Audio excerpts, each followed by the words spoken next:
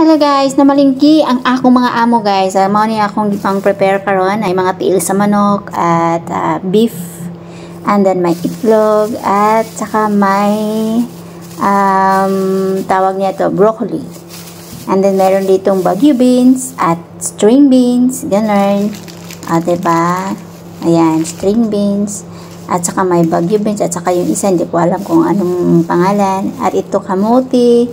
At ito sibuyas dahunan, at may mais pa dito guys. Ayan, 'di ba? May tatlong mais na binili ang aking amo. Oh, 'di ba? Sila lang naman na namamalingki guys. Hindi naman ako namamalingki dito, sila lang. Ayan. Ako lang taga-linis, 'di ba? At meron po ditong lettuce. At nandito yung napaka-cute na ampalaya. At ito yung pangalan nito. Five fingers sa atin. Basta, ganon. Gulay yan siya. Mahilig dito sa gulay guys. O, ito yung tong choy. Tong choy ba to?